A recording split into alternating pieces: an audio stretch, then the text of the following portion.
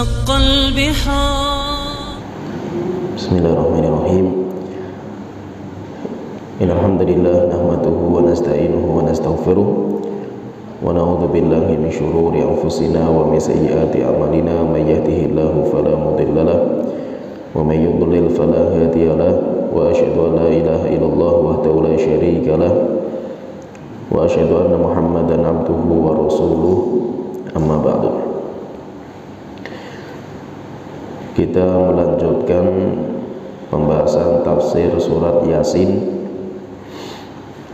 dan kita masih membahas tentang keagungan Allah Ta'ala di dalam penciptaan alam semesta. Dan telah kita jelaskan tentang tanda kebesaran Allah itu ketika Allah menciptakan matahari dan rembulan. Matahari dan rembulan memiliki perjalanan yang pasti. Dengan matahari dan rembulan itulah nanti muncul siang dan malam. Dan matahari dan rembulan ini sebagai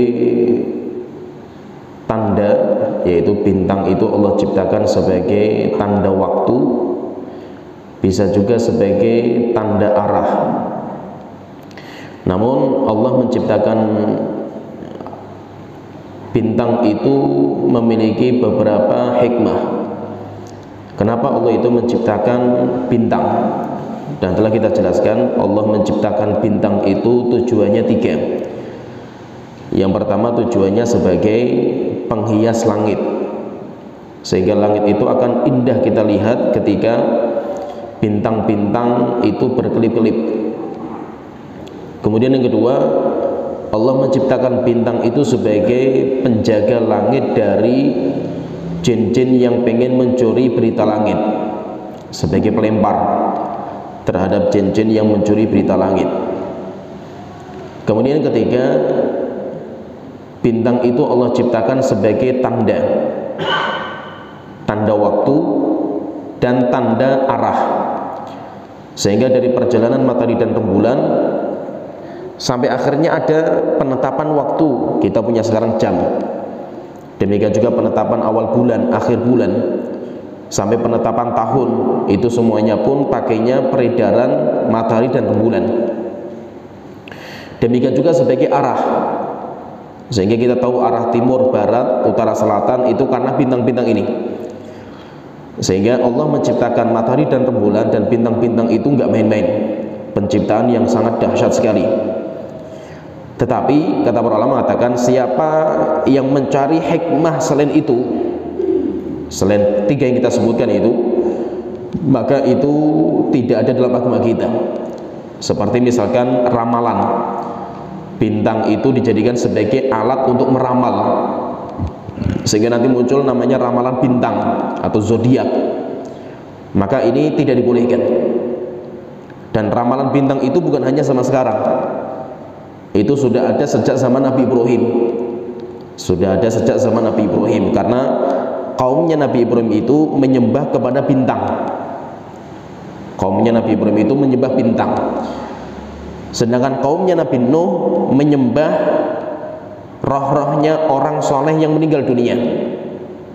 Sehingga mereka, intinya kaumnya Nabi Nuh itu mereka menyembah kepada roh-rohnya orang soleh. Kalau kaumnya Nabi Ibrahim menyembah kepada bintang. Namun metode beribadah mereka sama. Sama-sama mereka itu menyembah berhala, patung. Kaumnya Nabi Nuh itu punya patung, kaumnya Nabi Ibrahim punya patung sampai dihancurkan sama Nabi Ibrahim itu. Namun keyakinan tentang isi atau titisan siapa patung ini, jadi patung, kenapa mereka menyembah patung itu mereka berbeda. Kalau kaumnya Nabi Nuh, mereka menyembah patung karena meyakini roh-rohnya orang yang soleh itu hinggap di patung itu. Itu kalau keyakinan kaumnya Nabi Nuh. Sedangkan kaumnya Nabi Ibrahim meyakini bahwasanya patung itu media untuk turunnya Tuhan mereka, yaitu bintang yang mengatur tentang kehidupan alam manusia, itu adalah bintang. Sampai akhirnya perdebatan terjadi antara Nabi Ibrahim dan kaumnya itu kan masalah bintang, karena mereka memang menyembah bintang. Jadi intinya ramalan bintang digunakan sebagai tempat ramalan atau alat ramalan ini tidak dibolehkan dalam agama kita.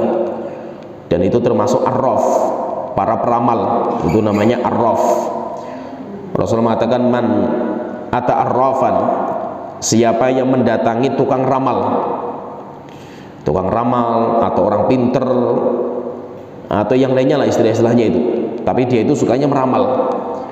Siapa yang mendatangi tukang ramal, fasaddaqahu, kemudian dia membenarkan ucapan tukang ramal itu, faqad kafara bima unzila ala Muhammad, dia telah kafir terhadap apa yang diturunkan kepada Nabi Muhammad, yaitu Al-Quran.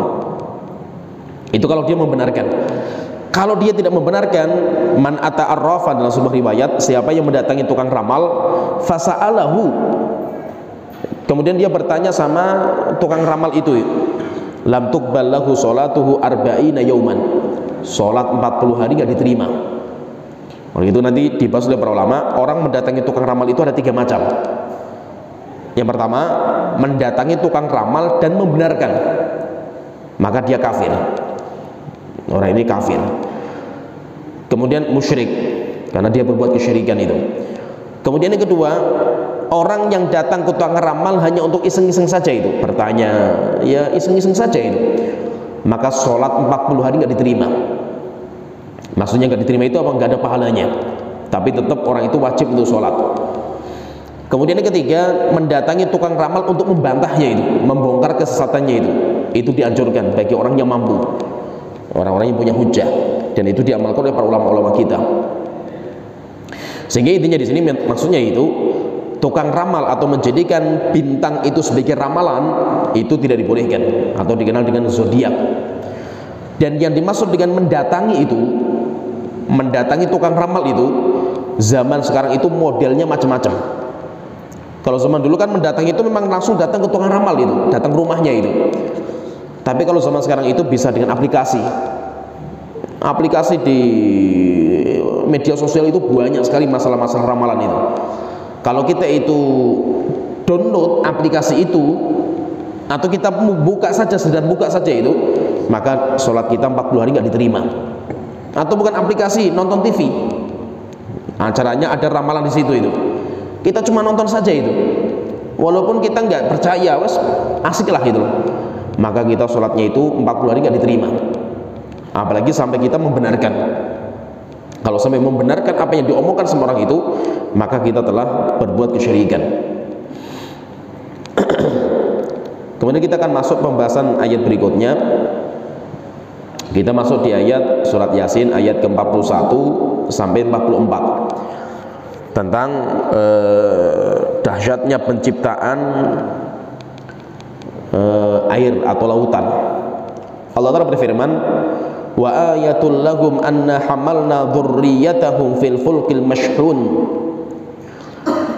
Dan di antara keagungan Allah, tanda-tanda akan kebesaran Allah bagi orang-orang kafir itu, supaya mereka itu faham tentang besarnya Allah Ta'ala itu. Anna hamalna dzurriyyatahum, kami telah membawa mereka orang tua mereka, anak-anak mereka itu fil fulkil mashhun, di sebuah lautan kapal yang penuh dengan muatan.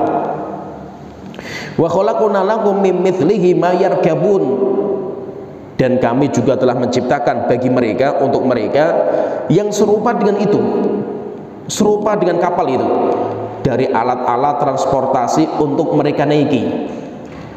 Wa inna sya'nu ghriquhum fala sarikha lahum ma lahum yunqadun, jika kita berkehendak, jika kita mau, kita tenggelamkan mereka itu. Fala sarikha lahum, ketika mereka sudah tenggelam, teriakan mereka di lautan itu nggak ada manfaatnya itu. Walahum yunqadun, dan mereka nggak ada yang bisa menolong mereka itu. Illa rahmatan minna wa mata'an ila hin, kecuali kalau kami memberikan rahmat kepada mereka. Kalau kami berikan rahmat, akhirnya mereka selamat itu. Wa mata'an ila hin, dan itu sebagai kenikmatan bagi manusia sampai batasan yang Allah tetapkan.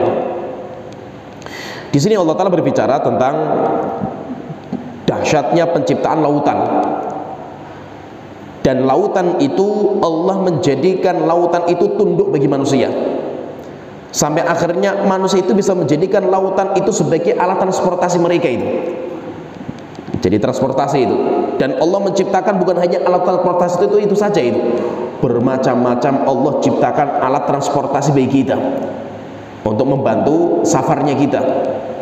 Dan itu semuanya rahmatnya Allah Ta'ala, dan itu kenikmatan yang Allah berikan kepada kita. Lautan yang Allah ciptakan itu, jadi lautan itu, dan lautan itu kalau kita perhatikan itu, kata para ilmuwan itu, lautan itu kan lebih besar daripada daratan. Sebenarnya itu Allah itu sudah membagi tempat itu masing-masing. Jadi makhluk itu sudah dibagi sama Allah Ta'ala itu. Ada malaikat, Allah ciptakan tempat tinggalnya malaikat itu di atas langit. Malaikat itu kalau turun ke bumi itu karena ada tugas yang Allah perintahkan kepada dia itu. Tapi kalau tidak ada tugas, maka tempat asalnya malaikat itu langit. Sehingga ada malaikat tidak pernah turun ke langit, tidak pernah turun ke bumi. Ada malaikat yang turun ke bumi cuma sekali. Kenapa? Karena semuanya itu membawa perintah dari Allah Ta'ala. Jadi ada tugas. Jadi tempat tinggalnya malaikat itu di atas langit. Sedangkan jin itu kan penghuni dunia dulu, penghuni bumi. Sebelum manusia itu diciptakan, Nabi Adam diciptakan itu. Akhirnya jin itu membuat kerusakan di muka bumi, menumpahkan darah dan yang lainnya lain. Akhirnya Allah itu pengen punya niatan untuk menciptakan penghuni bumi. Ketika Allah pengen menciptakan penghuni bumi, akhirnya kan malaikat protes gitu. Wahai Tuhanku, apakah Engkau akan ciptakan lagi makhluk yang merusak bumi lagi gitu? Maka Allah Ta'ala mengatakan, kami lebih tahu apa yang kami ciptakan itu. Disebutkan oleh para ulama, sebelum Allah menciptakan Nabi Adam dan Allah menurunkan Nabi Adam ke bumi, jin itu dulu penghuni daratan. Jin itu dulunya penghuni daratan. Akhirnya ketika Nabi Adam itu mau diturunkan dan mau tinggal di bumi, akhirnya jin-jin itu disingkirkan oleh para malaikat, diusir. Mereka itu diusir dari daratan itu. Akhirnya jin-jin itu larinya ke lautan. Larinya itu ke lautan, sehingga sudah dibagi sama Allah Ta'ala itu. Langit itu bagi malaikat, daratan itu bagi manusia, lautan itu bagi jin. Oleh itu apa? Iblis itu membuat singgasana kekuasaan kerajaan dia itu di atas samudra.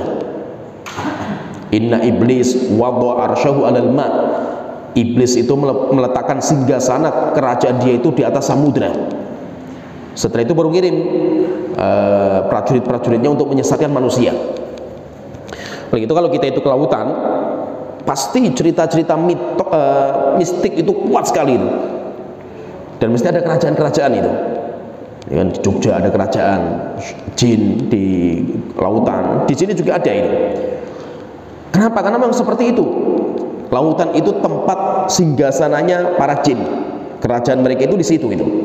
Walaupun ada di antara jin-jin itu yang tinggal bersama manusia, ada. Tetapi kekuatan mereka bukan di bumi, bukan di daratan. Kekuatan mereka itu di lautan. Sehingga sudah dibagi sama Allah Ta'ala itu, sudah ada pembagian masing-masing ini.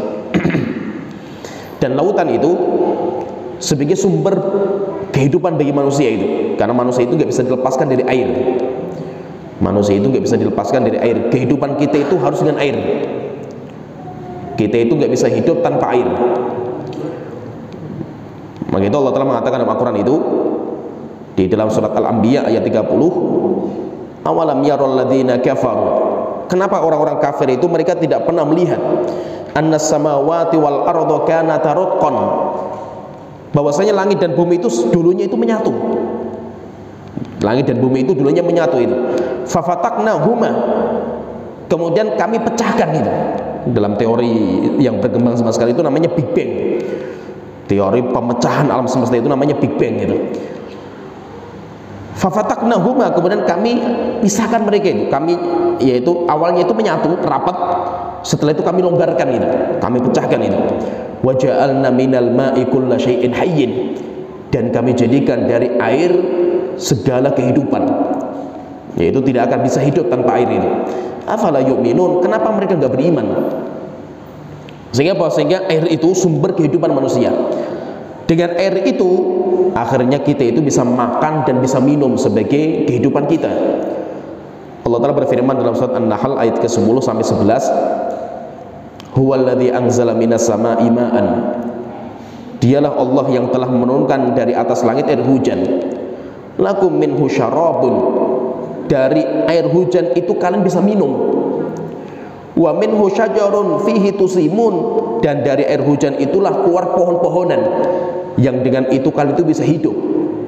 Yumbitu lakum bihi zar'a wa zaituna wan nakhila wal a'naba wa min kulli thamarat, dari air hujan itulah tumbuh buah-buahan, zaitun, buah zaitun, wan nakhil, buah kurma, wal a'nab, anggur, wa min kulli thamarat, dan bermacam-macam buah-buahan itu. Inna fi dzalika laayatan liqaumin yatafakkarun, dan itu ada tanda-tanda kebesaran Allah bagi orang-orang yang berpikir. Maka itu kehidupan manusia itu nggak bisa dilepaskan dari air, dan air itu semua sumbernya itu samudra. Itu apa? Dari samudra ini nanti akan dipanaskan sama matahari.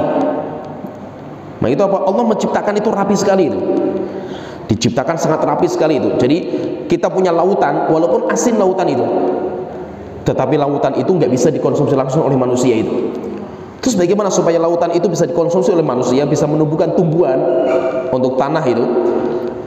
Allah itu memanaskan lautan itu dengan matahari, dipanaskan sama Allah Ta'ala. Setelah itu apa? Dari itu akhirnya naik ke atas langit itu, naik ke atas langit sampai akhirnya apa? Nanti dibawa sama angin.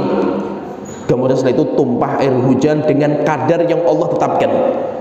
Kadarnya pas, kadarnya itu pas. Kalau kadarnya itu air itu berlebihan, yang terjadi kerusakan. Kalau airnya itu kadarnya itu kurang, yang ada kebinasaan.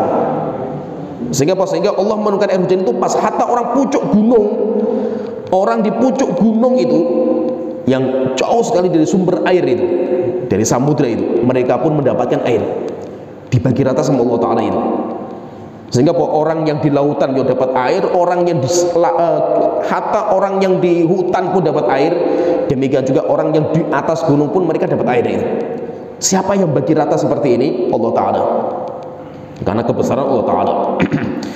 Dan lautan ini Allah itu menjadikan bagi lautan itu banyak sekali kenikmatan itu. Walaupun lautan dahsyatnya seperti itu, tapi Allah itu tundukkan lautan untuk manusia. Sehingga memang alam bumi ini, bumi itu Allah ciptakan untuk manusia itu.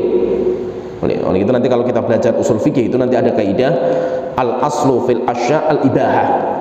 Hukum asal apa yang ada di bumi itu boleh, halal kita makan, sampai datang dalil yang mengharamkan.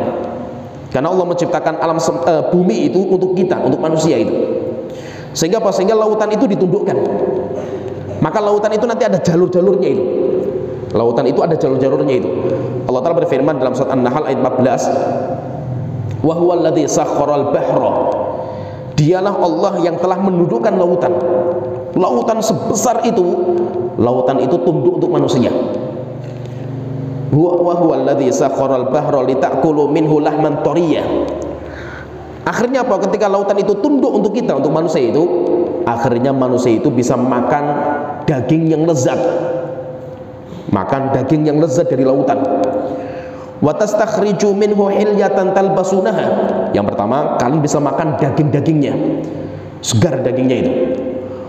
Kemudian yang kedua, wa tastakhriju minhu hilyatan talbasunaha, kalian bisa mengeluarkan permata, perhiasan yang bisa kalian pakai itu. Wa taral fulka mawakhira fihi. Kemudian yang ketiga, kalian bisa menjadikan lautan sebagai tempat perjalanan kalian itu, sehingga kapal-kapal bisa berlayar di atasnya itu. Walitabtaghu min fadlihi, dan supaya kalian bisa mendapatkan karunia Allah Ta'ala. Wala'allakum tashkurun, dan harapannya itu supaya kalian itu bersyukur kepada Allah Ta'ala. Maka berarti lautan itu Allah tundukkan untuk manusia, Yaitu manusia itu bisa memanfaatkan, walaupun saya tadi katakan itu tempat tinggalnya jin, itu lautan. Ya, singgasananya di sana, tapi ditundukkan untuk manusia juga itu. Akhirnya apa? Akhirnya manusia itu bisa mendapatkan manfaat dari lautan, bisa makan dari lautan. Demikian juga manusia itu bisa mengambil permata, perhiasan. Manusia itu bisa melakukan safar perjalanan di lautan. Demikian juga manusia itu bisa mendapatkan banyak sekali manfaat dari lautan. Dan tadi kita sebutkan bahwa lautan itu memang asin. Lautan itu asin dan garam itu sangat penting bagi kehidupan manusia. Tapi asin itu kalau sudah masuk ke daratan, itu air laut itu kalau sudah masuk ke daratan hancur itu. Sudah tidak bisa dimanfaatkan untuk cocok tanam. Seperti yang kita ketahui lah, kalau sudah rob itu masuk habis. Petani sudah nggak bisa apa-apa itu. Nggak bisa ditanami lagi itu. Kenapa? Karena nggak kuat. Tanah itu nggak bisa ditanami ketika sudah masuk lautan ke sana itu. Maka Allah itu untuk menjadikan supaya manusia itu bisa makan, bisa minum dari hasil bumi itu, akhirnya lautan itu disaring sama Allah Ta'ala. Dengan cara apa? Dengan cara diuapkan. Setelah ketika naik ke atas langit, diuapkan itu dibawa sama angin. Dibawa sama angin, kemudian setelah itu apa? Ditumpahkan sesuai dengan kadarnya, di mana tempatnya itu. Di sana hujan, di sana hujan, di sana hujan, rapi sama Allah Ta'ala itu. Oleh itu Allah Ta'ala berfirman dalam surat Al-A'raf ayat 57, wa huwa alladzi yursilur riyaha, dialah Allah yang telah mengutus angin. Allah yang telah mengutus angin, busyram baina yaday rahmatih, sebagai kabar gembira sebelum turunnya air hujan. Yaitu air hujan itu turun mesti diawali dengan angin yang bertiup, karena angin itu akan membawa awan itu. Hatta idza aqallat sahaban thiqalan, sampai ketika awan itu sudah berat sekali membawa air, sudah enggak kuat lagi, berat sekali, suqnahu li baladin mayyitin, kami tumpahkan airnya itu di tempat tanah-tanah yang sudah mati. Fa'anzalna bihil ma, setelah itu kami turunkan air hujan. Fa'akhrajna bihi min kulli thamarat, dan kami keluarkan dari itu bermacam-macam buah. Kadzalika nukhrijul mauta, dan itulah gambaran nanti manusia dibangkitkan dari kubur mereka. La'allakum tadzakkarun, supaya kalian bisa berzikir kepada Allah Ta'ala.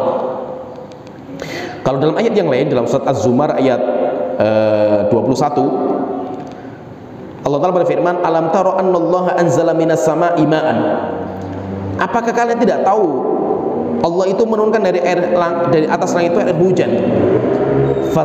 Fasalakahu yanabi afil ardi, dan air hujan itu ketika turun, air hujan itu akan membuat jalurnya. Akhirnya apa? Nanti ada sungai, nanti ada ya tempat untuk mengalir air hujan itu. Bahkan apa? Ada tampungannya itu. Ada tampungan air hujan itu, yaitu danau dan yang lainnya itu. Bukan air laut, bukan. Orang bisa minum langsung dari air itu. Kenapa? Karena akan dikumpulkan sama Allah Ta'ala, dan air itu akan mencari jalan keluarnya masing-masing itu. Sehingga kalau kita perhatikan, kenapa kok sungai itu kok perjalanannya itu miring-miring seperti nggak seperti tol itu? Karena itu sesuai dengan kehendak Allah Ta'ala. Air hujan turun, mereka akan mencari jalannya itu. Fasalakahu yanabi afil ardi, akan mengeluarkan sumber-sumber mata air di bumi itu. Thumma yukhriju bihi zar'an mukhtalifan alwanuhu, dan hebatnya lagi, dari air yang turun, air hujan itu airnya sama, tanahnya sama, tapi yang keluar bisa beda-beda, warnanya beda-beda, rasanya beda-beda itu. Padahal apa? Tanahnya sama, air hujannya sama itu. Bisa keluar itu bisa pedes itu, lombok. Terkadang bisa keluar itu manisnya luar biasa itu buahnya itu. Ada yang kecut dan yang lainnya. Siapa yang mengatur semua ini itu? Allah Ta'ala. Tidak mungkin tanpa ada yang mengatur itu. Walaupun airnya sama, air hujan ditumpahkan sama Allah Ta'ala, tanahnya terkena air hujan tumbuh. Tetapi Allah Ta'ala mengatakan di sini, zar'an mukhtalifan alwanuhu, tanaman yang berbeda-beda warnanya. Thumma yahiju fatarahu musfarran, ketika turun air hujan itu, tumbuh-tumbuhan itu warnanya indah sekali, di sedap kita lihat dengan mata kita itu, hijau, indah sekali itu. Tetapi itu nggak akan lama itu. Setelah itu tanahnya itu tumbuh-tumbuhan itu akan berubah menjadi kuning. Setelah itu kering. Setelah itu hancur. Thumma yaj'aluhu hutaman. Inna fi dzalika ladzikra liulil albab, dan itu sebagai pelajaran bagi orang-orang yang berakal. Jika seandainya tanaman saja yang awalnya nggak kelihatan itu, nggak kelihatan indah itu, tapi ketika sudah di puncak-puncak indahnya itu, orang melihatnya itu takjub. Tetapi apa? Itu nggak lama itu nggak lama, pasti akan hilang juga itu. Demikian juga kita. Ada kalanya di mana kita itu akan di puncak-puncaknya karir kita lah itu, di puncak-puncaknya masa muda kita itu, tetapi rupanya itu nggak lama itu. Kenapa? Karena kita itu masih hidup di dunia, tidak mungkin kita itu kekal selama-lamanya itu. Oleh itu intinya, lautan itu yang Allah ciptakan itu sebagai sumber kehidupan bagi manusia, tapi supaya airnya itu bisa bermanfaat, tidak langsung ditumpahkan sama Allah Ta'ala itu, tetapi lautan itu dipanaskan dulu dengan matahari, kemudian dibawa ke atas langit awannya itu, setelah itu digiring sama Allah Ta'ala, sehingga tumpahnya itu di sana, dan tumpahnya itu kadarnya pas. Kenapa kok kadarnya itu sekian hujannya itu? Allah yang tahu kondisi kebutuhan tanah. Allah faham sekali itu. Maka itu Allah Ta'ala menyebutkan dalam surat Zuhruf ayat ke-11, walladzi nazzala minas sama'i ma'an biqadarin. Dialah Allah yang telah menurunkan air hujan dengan kadar yang pas. Jadi kadarnya itu pas sekali itu. Kenapa harus sekian kadarnya itu? Kecuali ketika Allah itu ingin mengazab. Kalau Allah ingin mengazab itu terkadang kadarnya itu dilebihkan. Kaumnya Nabi Nuh ketika mau diazab itu, Allah datangkan air hujan dengan jumlah yang besar sampai langit itu nggak berhenti untuk keluar air hujan itu. Dan Allah mengatakan kepada tanah, wahai tanah jangan menyerap. Dari atas langit turun air hujan, tanah nggak bisa menyerap itu karena dilarang sama Allah Ta'ala itu. Sampai akhirnya terjadi banjir bandang. Ketika sudah selesai itu, Allah sudah menghancurkan negerinya Nabi Nuh itu, baru Allah Ta'ala mengatakan, ya sama wahai langit, diam kamu sekarang, jangan turun air hujan itu. Wahai bumi, tolong serap airnya itu. Akhirnya apa? Diserap itu. Diserap itu. Ketika sudah diserap semuanya, air hujan sudah nggak turun itu, akhirnya kapalnya Nabi Nuh itu mulai turun. Akhirnya kapalnya Nabi Nuh itu nanti berlayar di sebuah tempat namanya Judi. Setelah itu baru Nabi Nuh itu keluar dari kapalnya itu. Maka kadarnya itu pas. Oh, yang Allah turunkan itu kadarnya pas sekali itu. Kenapa sekian kadarnya itu? Air hujannya kenapa sekian itu? Karena Allah itu yang mengetahui tentang kebutuhan kita itu. Dan lautan yang Allah jadikan sebagai sumber air, ketika Allah itu ingin memberikan manfaat air itu kepada manusia, maka diproses sama Allah Ta'ala. Harus lewat proses lagi itu. Sampai akhirnya lewat proses sampai akhirnya menjadi air yang sempurna. Dan manusia, tadi kita sebutkan, kita nggak bisa lepas diri dari air, karena air itu segala sumber kehidupan itu kita dari situ. Bicara masalah lautan yang tadi kita bahas di dalam surat ini, surat Yasin itu, Allah itu menciptakan lautan sangat-sangat besar sekali. Lautan itu besarnya luar biasa itu. Bahkan sebagian ilmuwan mengatakan 2/3 bumi itu lautan, sedangkan daratan itu cuma 1/3 itu. Dan itu Allah tundukkan. Itu Allah tundukkan untuk kita itu. Allah tundukkan sehingga orang bisa mengambil manfaat dari lautan itu. Banyak manfaat yang bisa kita ambil itu. Dan air laut itu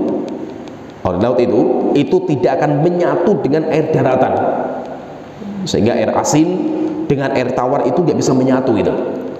Dan itu sudah Allah sebutkan dalam Al-Quran, dan para ilmuwan itu baru meneliti sekarang. Akhirnya banyak takjub itu, para ilmuwan itu takjub. Kenapa? Karena penelitian mereka itu Al-Quran sudah menyebutkan itu. Allah Ta'ala berfirman di dalam surat Fatir ayat 12, wa ma yastawil bahrani, tidak mungkin dua laut, dua air itu, air tawar dan air asin itu bisa menyatu itu. Wa ma yastawil bahrani, tidak mungkin menyatu. Hadza azbun furatun sa'ighun syarabuhu wa hadza milhun ujaj. Tidak mungkin air yang tawar, segar, layak untuk diminum itu bercampur dengan air asin. Wa min kullin ta'kuluna lahman tariyah. Dan dari kedua tempat ini ada air yang asin, ada air yang tawar. Dari dua-duanya itu kalian bisa makan daging-daging yang segar. Ada ikan yang hidup di air laut, nggak bisa di air tawar. Ada juga ikan yang hidup di air tawar, nggak bisa di air lautan. Semuanya sudah dibagi sama Allah Ta'ala itu, dan itu nggak bisa menyatu itu. Wa tastakhrijuna hilyatan talbasunaha, dan kalian itu bisa mengeluarkan permata-permata indah dari itu gitu. Apalagi dari perpisahan itu, pertemuan air laut dan air tawar itu kata para ulama itu di situ sumber permata, di situ sumbernya itu. Kemudian kapal-kapal bisa berlayar di atasnya itu, dan itu karunia terbesar yang Allah berikan kepada kita, sehingga tidak mungkin menyatu, tidak mungkin menyatu. Sampai ada sebuah perjalanan itu, sebuah penelitian yang melakukan perjalanan itu, ada orang meneliti mencari tempat persatuan itu antara air laut dan air tawar itu, sampai akhirnya kapalnya itu berlayar di tengah-tengah itu, berlayar di tengah-tengah itu. Dia ketika melihat ke kanan, diminum airnya itu rasanya asin, melihat ke kiri itu diminum itu rasanya tawar, dan rupanya ada garisnya itu, ada garisnya itu yang tidak bisa menyatu itu. Allah Ta'ala juga berfirman dalam surat Al-Furqan ayat 53, wa huwal ladzi marajal bahraini, dialah Allah yang telah menggaris, disigar itu, telah menggaris antara dua air. Hadza 'adzbun furatun wa hadza milhun ujaj, ini air tawar yang segar, ini air asin. Wa ja'ala bainahuma barzakhan wa hijran mahjura, dan Allah menjadikan antara keduanya itu ada barzakh, kayak ada dindingnya itu. Wa hijran mahjura, dan ada pembatas yang tidak mungkin bisa menyatu itu antara dua air itu. Bahkan disebutkan dalam beberapa ayat itu, Allah itu terkadang sampai mengalirkan air sungai itu di bawah lautan itu, sehingga lautan itu, di dalam lautan itu ada sumber air tawar itu ada, dan ada sungai di bawahnya itu. Dan rupanya itu ketika diteliti sama para ilmuwan itu, sampai takjub para ilmuwan itu, ketika mereka menyelam ke dasaran lautan itu, samudra-samudra yang besar-besar itu, mereka menyelam ke dalamnya itu, mereka mendapatkan di dalam samudra itu ada sungai-sungai air tawar, ada sungai-sungainya itu. Bahkan mereka sampai masuk ke dalam itu, sampai ketika sudah masuk ke dalam itu kayak ada jalan bagi air tawar untuk mengalir itu, sehingga diatur rapi sama Allah Ta'ala itu, dan itu nggak bisa menyatu itu. Sampai ilmuwan itu ketika masuk ke dalam lagi itu, ketika sudah masuk air tawar di bawah lautan itu, lautan samudra, di bawahnya itu mereka sudah sampai ke bawah, diminum airnya itu tawar, diminum airnya itu tawar, dan itu nggak menyatu gitu. Sehingga di lautan itu, lautan besar yang kita lihat itu ada sungainya itu, di sana itu ada sungainya itu, sehingga itu orang itu bisa minum dari situ itu, mengambil air tawar itu dari situ, dari air sungainya yang ada di situ itu. Dan itu tidak bisa menyatu karena Allah memang sudah membedakan. Nah itu kita sebagai manusia itu, manusia, demikian juga yang kita di daratan, pohon-pohonan itu, Allah untuk memanfaatkan kita dengan air itu, maka Allah itu memfilter, dan filternya Allah itu luar biasa itu. Dengan cara apa? Diuapkan. Dengan cara diuapkan. Ketika sudah diuapkan itu, maka air yang dibawa sama awan itu sudah steril itu, sudah layak untuk diminum, layak untuk dijadikan sebagai alat untuk memasak dan yang lainnya itu. Dan itu apa? Allah itu. Kita terima cuma gratis gitu. Dapat air hujan gratis kan kita itu. Itu saja ngeluh gitu.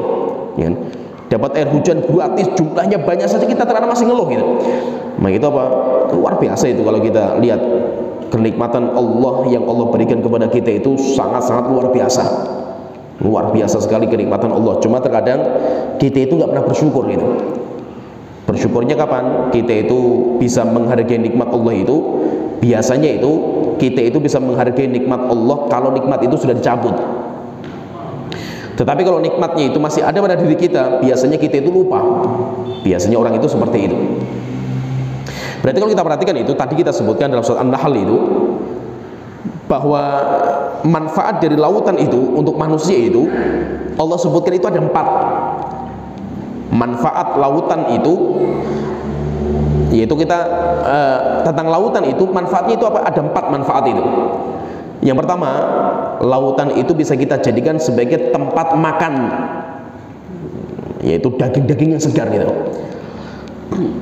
Dan daging itu, kata para ilmuwan itu, sampai Allah telah mengatakan lahman torian. Lautan itu lahman torian, yaitu daging-dagingnya itu torian. Torian itu siap dimakan itu. dagingnya itu langsung siap dimakan itu. Jadi dagingnya itu sudah kayak siap langsung disajikan itu, nggak usah dimasak pun enak itu. Itu air lautan itu. Oleh karena itu, kalau diteliti oleh para ilmuwan itu, daging semakin dalam binatang itu, semakin dalam dari lautan itu semakin sehat. Itu semakin sehat. Maka itu orang-orang yang sangat peduli dengan kesehatan, dan negara yang paling peduli masalah itu tuh Jepang. Orang-orang Jepang itu sangat peduli itu. Maka makanan mereka itu kan sangat terjaga itu. Nah, orang-orang Jepang itu, saya punya teman yang kuliah di sana itu cerita itu, mereka itu paling anti makan daging yang dari air tawar. Nah itu kan mereka nggak terlalu geragas kayak kita itu, orang Jepang itu, ya, istilahnya geragas. Mereka punya sungai depan rumah itu, air sungai itu ikannya besar-besar itu hanya untuk pemandangan aja itu. Kenapa? Karena mereka makannya bukan dari situ itu. Mereka makan bukan dari situ itu. Yang mereka cari itu lautan. Sehingga ikan-ikan yang di lautan, semakin samudra itu, semakin dalam itu, harganya mahal sekali itu. Dan mereka itu kalau makan ikan laut, apalagi yang lautan-lautan samudra itu nggak dimasak itu. Langsung dipotong-potong, langsung dimakan sama mereka itu. Kenapa? Lahman toria itu. Makanan yang siap saji, langsung dimakan gitu. Makanan lautan itu seperti itu. Berbeda dengan air tawar. Kalau air tawar itu semakin banyak bakteri, semakin banyak kotor. Apalagi kita itu sudah, daratan kita itu kan sudah tercemar itu. Kita makan dagingnya pun kita akan tercemar itu. Kecuali kalau lautan itu steril, karena asinnya dan panasnya itu bisa mensterilkan dari bakteri.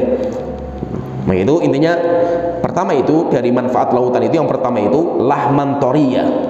Kalian itu bisa menikmati daging-daging yang siap disajikan itu. Daging-daging yang siap disajikan itu. Beda sama orang Indonesia itu. Kalau orang Indonesia kan sukanya malah ikan-ikan daratan gitu. Itu lebih digemari sama kita daripada ikan lautan itu. Padahal ikan daratan itu kita sudah paham lah bagaimana daratan kita itu. Kecuali kalau daratan kita itu kayak orang-orang Jepang itu, bersih. Kalau kita isinya sampah itu. Daratan kita isinya sampah, isinya itu obat-obat batik. Nah itu, dan itu kita makan itu. Makanya masuk dalam tubuh kita itu. Sehingga apa yang ada pada diri kita racun semua itu. Kenapa? Karena bagaimanapun tetap binatang yang tinggal di situ itu akan terkontaminasi itu. Jadi nggak mungkin sempurna filternya itu. Maka yang terbaik ya, binatang terbaik itu yang dari lautan. Oleh itu makanan yang lahman toria, daging yang siap untuk disajikan. Jadi manfaat air samudra yang Allah ciptakan itu memiliki banyak sekali manfaat bagi kehidupan manusia. Allah sebutkan di dalam surat An-Nahl itu ada 4. Itu di surat An-Nahl ayat 14. Yang pertama itu sebagai tempat untuk mendapatkan daging-daging yang siap saji. Kemudian yang kedua, wa tastakhriju minhu hilyatan talbasunaha. Lautan itu sebagai tempat untuk mengeluarkan perhiasan, permata. Yaitu bukan hanya perhiasan, yaitu permata-permata yang dipakai oleh manusia itu, sehingga sebagai tempat berhiasnya manusia.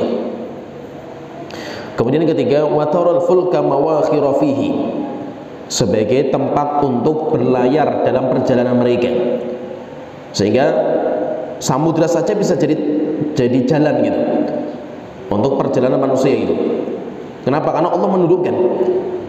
Dan rupanya itu samudra, jadi daratan, lautan, udara itu ada jalan-jalannya itu. Kayak kita misalkan kita punya jalan. Orang ketika dia itu berjalannya di luar jalan kita itu pasti akan tergelincir itu. Di bumi itu ada jalan. Oleh itu kenapa jalannya itu untuk bikin jalan tol itu mahal sekali biayanya itu. Kalau zaman dulu kan jalannya enggak, jalan itu mengikuti alam. Sehingga kalau kita lihat jalan Pantura itu kan jalannya berkelok-kelok itu. Kenapa seperti itu? Karena mengikuti alam gitu. Ya, sungai pun ketika berjalan mengikuti alam. Demikian juga bahwa samudra itu ada jalannya. Dan rutenya itu sudah ada. Demikian juga langit itu ada jalannya bagi pesawat itu. Oleh itu terkadang kita pernah kaget itu, kok pernah terjadi tabrakan pesawat itu, kan? Tempat sebesar itu masa terjadi pesawat tabrakan itu, kok nggak ada jalan yang lain kan gitu? Di langit itu ada jalurnya, di langit itu ada jalurnya itu, sehingga ada pemandunya itu. Makanya di sana itu ada pemandunya, sehingga jalurnya itu kalau sudah dilewati pesawat, yang lain harus ngantri gitu, dan nggak boleh keluar dari jalur itu. Keluar bisa hancur itu, bisa tersesat itu. Demikian juga lautan. Lautan itu jalurnya laut. Kapal ketika berlayar itu semuanya sudah ada jalurnya itu. Jalannya ke sana itu. Sedikit menyimpang itu bisa bahaya itu. Oleh itu apa? Allah menjadikan di bumi itu ada, di daratan itu ada jalan. Demikian juga Allah menjadikan di lautan itu ada jalan bagi manusia. Di langit pun ada jalan. Kemudian yang keempat, walitabtaghu min fadlihi. Dan supaya kalian itu mendapatkan karunia dari Allah, kalian bisa mencari rezeki itu. Rupanya apa? Banyak sekali itu barang-barang yang bisa kita ambil dari lautan itu.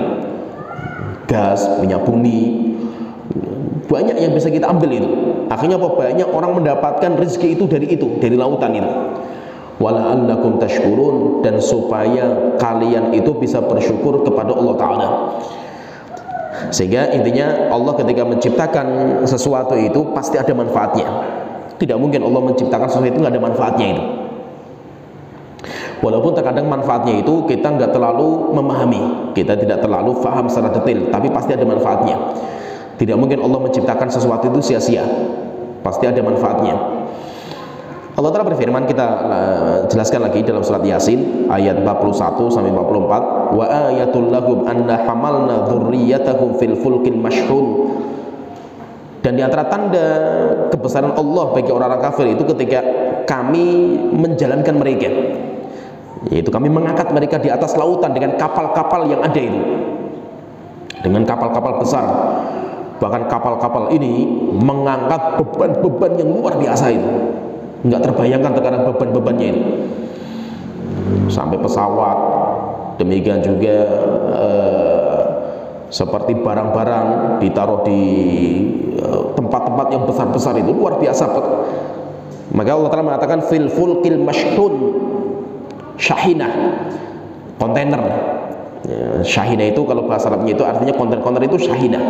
Mashhun yaitu kapal-kapal yang berisi muatan-muatan yang besar gitu, yaitu muatannya itu besar-besar itu.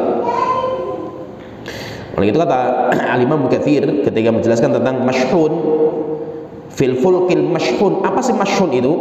Maka beliau mengatakan fis safinatil mamlu'ati minal amti'ati wal hayawanat, kapal yang berisi penuh dengan barang-barang, binatang, manusia, semuanya ada. Dan semuanya bisa diseberangkan itu. Semuanya itu bisa dijalankan. Dan itu sebagai tempat penyeberangan.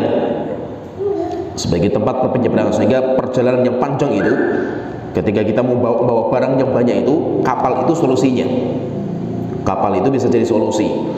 Mungkin kita nggak pernah melihat kapal-kapal pesiar yang besar-besar itu, tetapi kalau kita itu melihat langsung luar biasa besar-besarnya kapal itu. Maka kalian itu sudah dijalankan oleh Allah di atas lautan.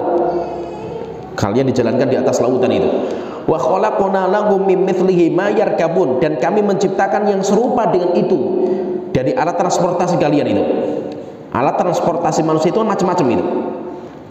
Kalau zaman dulu itu, alat transportasi zaman dulu itu kayak manual. Kuda, onta, keledai, demikian juga kapal. Tapi akan berkembang gitu. Alat transportasi manusia akan berkembang itu. Maka itu Allah mengatakan al-khayla wal bighala wal hamira litarkabuha. Al-bighal, bighal itu campuran antara kuda. Al-khayla, al-khayl itu kuda. Al-khayla wal bighala, bighal itu peranakan antara kuda dan keledai. Wal hamira, hamir itu dari keledai. Kalau kuda kan ada bahasa kita yang namanya kuda. Ada juga bahasa kita namanya keledai. Kuda itu al-khayl, kalau keledai itu al-hamir. Tapi ada peranakan antara kuda dan keledai itu. Di bahasa kita nggak ada itu. Namanya baghlah. Namanya baghlah. Nah, itu baghlah itu Indonesia nggak ada. Sehingga mau kita artikan itu nggak bisa karena bahasa kita nggak ada gitu. Maka kalau diartikan apa? Ya diartikan bingung gitu, karena kita nggak ada gitu, bahasa itu nggak ada, Indonesia itu nggak ada gitu. Seperti kalau kita, maka itu ada beberapa lafadz Al-Quran itu nggak bisa diterjemahkan. Pertanyaan kenapa kok nggak bisa diterjemahkan itu? Karena bahasa kita nggak ada gitu. Bahasa kitanya itu nggak ada gitu. Contohnya misalkan orang minum penghuni surga itu. Penghuni surga itu minumnya itu minumnya dari aqua, cup, dari gelas itu kayak gini. Ini namanya gelas itu. Tapi mereka itu juga minumnya itu dari wakasin mimmain, kaas. Kaas itu gelas yang ada tiangnya itu, gelas piala itu. Gelas ada tiangnya itu. Maka itu namanya ka'sul alam, piala dunia. Jadi kayak piala itu kayak gitu. Ada tiangnya itu, makanya piala dunia itu. Nah, gelas piala itu kan nggak ada di kita itu. Coba misalkan, Pak saya mau minum pakai gelas piala itu, mau piala apa kan gitu. Kita mau minum tapi pakai gelas yang itu. Itu bahasanya apa itu? Kita baca terjemahan, coba baca terjemahan itu bingung, para penerjemah itu bingung ini. Ada yang mengatakan sloki, bukan sloki gelas kecil kan itu. Ada yang mengatakan cangkir, itu bukan cangkir juga gitu. Nah kenapa kok bingung menerjemahkan itu? Karena bahasa kita nggak ada. Oleh itu ada namanya baghlah. Baghlah itu peranakan antara kuda dan keledai. Nah kalau kita bicara masalah buruk, yang Rasulullah itu pernah Isra dan Mi'raj itu, buruk itu yang terbang bersama Rasulullah itu kan terkadang terjemahnya ngawur itu, kuda buruk itu bukan kuda itu, spesies sendiri itu bukan kuda itu. Rasulullah mengatakan tentang buruk itu fauqal himar wa dunal baghl, yaitu buruknya Rasulullah itu yang dinaiki sama Rasulullah itu di atasnya keledai, di bawahnya baghlah. Ya, jadi besarnya seperti itu. Cuma bahasa kita nggak ada gitu. Bahasa kita itu nggak ada. Jadi kalau zaman dulu itu transportasi manusia itu masih sederhana. Sekarang luar biasa, semakin berkembang itu. Maka Allah mengatakan al-khayla wal bighala wal hamira, kuda, baghlah dan keledai, litargabuha, supaya kalian bisa mengendarinya. Yaitu Allah menciptakan kuda, keledai, bighala itu supaya kalian bisa mengendarinya itu. Wazina, dan sebagai perhiasan bagi kalian itu. Kalian bisa berbangga-bangga dengan kendaraan itu. Setelah itu apa kata Allah Ta'ala? Allah Ta'ala mengatakan wa yakhluqu ma la ta'lamun, dan Allah akan menciptakan apa-apa yang kalian gak pernah sadar itu, gak pernah tergambar itu, nanti akan terciptakan itu. Setelah itu apa? Mulailah menciptakan motor, mobil, kereta, sampai pesawat. Itu proses yang panjang itu. Dan Allah memberikan ilham kepada orang-orang seperti itu. Dan itu lama, prosesnya nggak main-main itu. Untuk menciptakan pesawat itu prosesnya panjang. Sampai akhirnya menjadi pesawat yang lengkap seperti kita itu kan lama sekali itu. Dan yang paling terkenal itu, orang yang paling terkenal itu sebagai ini yang pertama lah yang memunculkan ide untuk terbang seperti burung itu namanya Abbas bin Firnas. Namanya Abbas bin Firnas itu. Saya punya anak namanya Abbas Firnas itu. Saya nggak tahu kalau itu nama pencetus itu, saya nggak tahu juga waktu itu kan. Saya bikin nama anak saya itu namanya Abbas Firnas. Setelah saya punya anak, saya ketemu dengan beberapa ustadz-ustadz itu. Anak antum siapa? Abbas Firnas. Masya Allah, Abbas Firnas yang menciptakan pesawat gitu. Baru ingat juga. Oh iya, Masya Allah, itu baru ingat saya itu. Saya waktu memberikan nama kepada anak, saya nggak tahu waktu itu saya nggak waktu itu. Tapi ketika dikabari sama teman, akhirnya cari informasinya, rupanya benar. Dan ceritanya Abbas bin Firnas itu luar biasa itu. Dia pengen terbang kayak burung. Bagaimana caranya itu? Caranya bikin sayap. Setelah sempurna dipelajari sama dia itu orang Andalus, orang Spanyol. Maka dia mengumumkan, besok saya mau terbang. Diumumkan, akhirnya semua orang lihat itu. Dia naik ke atas tebing, kemudian terjun. Rupanya itu nggak sempurna itu. Akhirnya apa? Akhirnya patah itu, sayapnya itu patah, kemudian jatuh, kakinya patah itu. Setelah itu dia berjuang lagi itu, teliti lagi itu, bikin kaidah-kaidah, disempurnakan lagi itu. Setelah itu apa? Dia tidak putus asa, kemudian mengatakan besok saya mau terbang itu. Orang pada lihat itu, naik ke atas tebing, kemudian sudah mulai terbang bagus. Tapi rupanya kaidah turunnya belum sempurna itu. Akhirnya setelah itu nabrak tebing, meninggal. Dari kaidahnya itu nanti diambil sama orang-orang kafir, kembangkan itu. Sebenarnya awal-awalnya itu pencetus itu orang Muslim gitu. para ilmuwan-ilmuwan dunia yang mencetuskan banyak itu kan orang muslim gitu. Tapi ketika kita kalah dalam peperangan, perang salib itu, kitab-kitab ulama-ulama Islam itu dibawa sama orang kafir itu. Setelah itu dikaji sama mereka, dikembangkan sama mereka itu. Akhirnya seakan-akan teknologi sekarang itu dari mereka, padahal itu bukan. Orang muslim yang pertama kali mencetuskan itu. Sehingga akan berubah, transportasi itu akan berubah itu. Dan kita nggak pernah tahu juga itu. Mungkin 20 tahun yang akan datang akan ada transportasi apa lagi itu. Akan berubah itu. Maka itu fikih tentang masalah transportasi itu berubah. Ini kalau kita perhatikan ya fikihnya itu. Kalau kita membaca fikih-fikihnya Rasulullah atau salaf itu, Rasulullah itu dalam sebagian banyak riwayat beliau itu tidak pernah sholat fardu di atas kendaraan. Tidak pernah sholat fardu di atas kendaraan. Ini yang pertama. Yang kedua, Rasulullah itu kalau sholat sunnah di atas kendaraan, Rasulullah sering sholat sunnah itu, sholat malam, sholat witir, itu sering di atas kendaraan itu. Rasulullah itu hadapkan kendaraannya itu menghadap kiblat dulu. Ketika takbiratul ihram itu.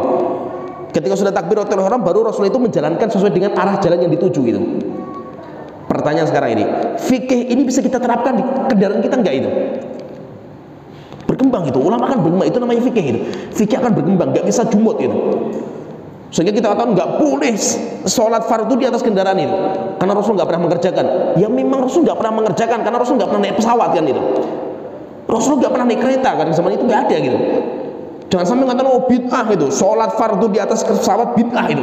Rasul nggak pernah sholat itu. Ada yang bid'ah kan itu. Apa bid'ah nggak seperti ini kan itu. Itu namanya nanti dikatakan oleh ulama itu namanya masalihul mursalah. Masalah-masalah yang baru namanya masalihul mursalah, bukan bid'ah itu. Sehingga masih itu kita paham seperti itu. Jadi tidak setiap ini harus ada dalilnya ini. Karena banyak pembahasan permasalahan zaman Rasul itu nggak ada itu. Zaman Rasul nggak ada itu. Akhirnya ulama itu perlu istimbat gitu. Ulama perlu istimbat itu. Dan itu nanti semakin hari semakin banyak itu masalah-masalah seperti itu. Jadi di antara kebesaran Allah itu ketika Allah itu memudahkan perjalanan kita itu. Sebenarnya kalau kita perhatikan itu, kita itu orang-orang akhir zaman itu, kita itu nikmatnya atau kita itu kayanya itu kita itu melebihi raja di raja zaman dulu itu. Cuma kalau raja di raja zaman dulu itu, mereka kalau pengen dingin itu ada tukang yang kipas-kipas gitu. Coba ya kan, kita nggak usah ada tukang, nyalakan saja nyala gitu. Bahkan jadi AC dingin sekali itu. Kita melebihi Fir'aun, bayangan berarti kita. Fir'aun saja nggak bisa merasakan dinginnya seperti itu gitu. Ya kan? Zaman dulu untuk membuat es itu nggak mudah gitu. Nah kita setiap hari bisa makan minum dingin terus kan gitu. Dan kenikmatan yang pertama ditanya sama Allah itu minuman dingin. Minuman dingin itu nikmat paling nikmat itu. Kalau di negeri Arab tempat saya belajar itu, untuk bikin minuman dingin itu unik. Saya baru tahu itu. Nah berarti orang-orang Badui zaman dulu itu bikinnya kayak gitu. Mereka nggak bergantung sama freezer, tapi mereka punya cara itu. Kalau kita kan ada minuman wadah untuk minum itu, kalau dari tanah itu kendi, nah itu mereka bukan itu. Tapi mereka itu kalau saya lihat mereka itu ya, saya praktekkan di sana itu bisa itu. Saya terapkan di Indonesia nggak bisa itu. Waktu saya dulu di Yaman itu orang-orang Badui itu, yaitu mereka itu punya botolnya itu dibungkus pakai kain, bungkus sampai tutup sama kain, kainnya itu dibasahi, taruh di atas jendela lah itu. Nanti kalau sudah kering basahi lagi. 1 jam 2 jam dingin sekali itu. Masya Allah dingin sekali kalau kita minum lewat kulkas itu. Ini saya terapkan di Indonesia nggak ada manfaatnya itu, nggak bisa itu. Atau seperti ini nggak bisa itu. Karena sudah di Indonesia itu pakainya kulkas gitu loh. Nah kalau di Arab kan nggak ada. Banyak tempat-tempat Badui itu nggak ada listrik gitu. Nyimpan makanan, daging misalkan, bagaimana caranya mereka itu? Kalau kita kan ada freezer itu, mereka enggak. Bagaimana caranya ditasyrik? Kalau itu setelah mereka berkorban, korban kan nyembelih banyak itu. Terus bagaimana nyimpan dagingnya itu? Enggak pakai freezer mereka itu. Pakainya itu ditasyrik, yaitu daging itu dicantelkan, kayak dijemur di bawah sinar matahari itu. Bawahnya itu dikasih tempat wadah lah itu. Nanti lemaknya itu netes dulu lah. Tetesan lemaknya itu nanti jadi minyak untuk goreng, minyak samin lah kalau istilahnya itu. Minyak samin itu kayak margarin tetapi itu dari hewani. Kalau margarin kita itu kan yang dijual itu kan itu dari tumbuhan, kalau ini dari hewani. Nah nanti kalau sudah nggak ada minyaknya itu, tinggal dibungkus simpan saja itu. Itu sampai bertahun-tahun nggak akan busuk itu. Kalau pengen ngangkat bagaimana? Potong saja dimasak enak setelah itu. Itu caranya mereka seperti itu. Sehingga memang budayanya beda. Budaya itu beda dan setiap tempat itu luar biasa. Punya cara sendiri-sendiri untuk kehidupan mereka dan Allah yang mengatur itu. Semuanya itu karunia Allah Ta'ala itu. Ya mungkin sampai di sini pembahasan kita. Kita masih di ayat ke-44. Nanti insya Allah pertemuan berikutnya kita akan masuk di ayat 45. Ya sampai di sini wa akhiru da'wana alhamdulillahi rabbil alamin sallallahu alaihi wa sallam wa ala alihi wa sahbihi ajmain.